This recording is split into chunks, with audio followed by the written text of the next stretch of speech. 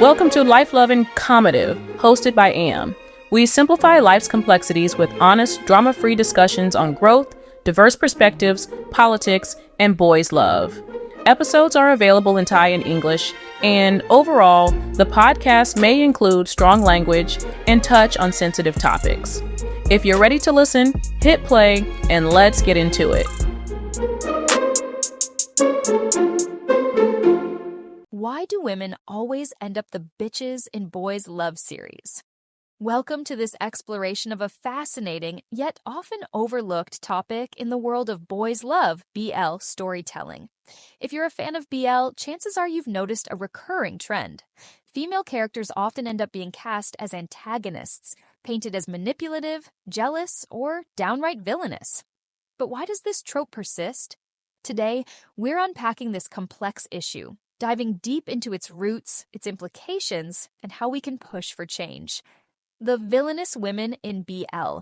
Let's start with the obvious. BL series are packed with memorable romances and heartwarming moments, but the depiction of women often falls flat. Female characters are frequently relegated to antagonistic roles, jealous ex-girlfriends, controlling mothers, or scheming rivals trying to break up the perfect BL couple. Take Tharn Type or Love by Chance as examples. Female characters in these popular series often serve as obstacles rather than fully developed individuals.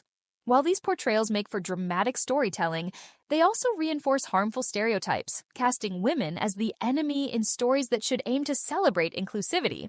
The traditional trope, women as bitches. This trope isn't unique to BL. In heterosexual romance dramas, women are often pitted against each other for the male protagonist's affection. This reflects a long-standing narrative trend where female characters are portrayed as competitors rather than allies. Historically, this trope stems from patriarchal storytelling traditions, where women were seen as secondary to male leads. In BL, this dynamic has been reimagined, but the underlying bias remains. Women are often the bad guys, standing in the way of love. Internalized misogyny. A closer look. Here's where it gets deeper. Much of the BL genre is created by women, for women. So why do female authors fall into this trap of villainizing their own gender? The answer often lies in internalized misogyny. Subtle, ingrained biases against women shaped by societal norms. These biases may lead writers to unconsciously adopt narratives that pit women against male characters, reinforcing the idea that women's roles are less important or inherently problematic, escaping the binary. Why this needs to change. Lazy storytelling tropes like this do more harm than good.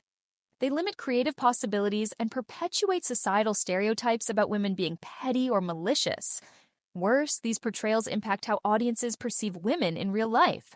By continuously framing women as antagonists, BL series risk alienating female viewers and reinforcing outdated gender biases.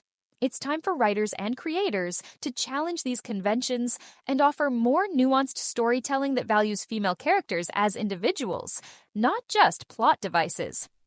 The hypocrisy, female writers and feminism. This contradiction is hard to ignore.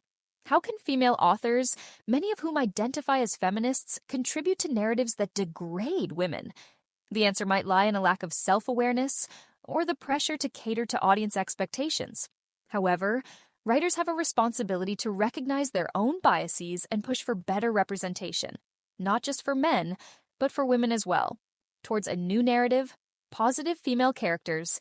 In BL, the good news, change is already happening. Some BL series are breaking the mold, presenting female characters as strong, supportive, and multidimensional. For example, in Cherry Magic, women are portrayed as kind and empathetic, offering valuable friendships rather than conflict.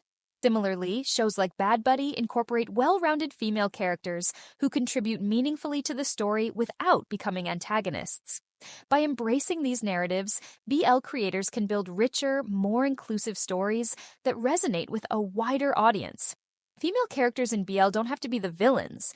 By challenging traditional tropes, addressing internalized biases, and creating more positive portrayals, the genre can evolve into a space where all characters, male and female, are treated with respect and complexity.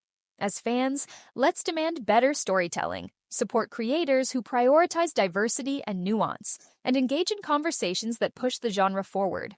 Together, we can shape the future of BL into one that celebrates inclusivity and creativity. What do you think about the role of women in BL? Share your thoughts in the comments or tag us on social media. We'd love to hear from you. Life BL Commetive Podcast, Episode Breakdown. If this topic intrigues you, don't miss our latest episode on the Love Life BL Commetive Podcast.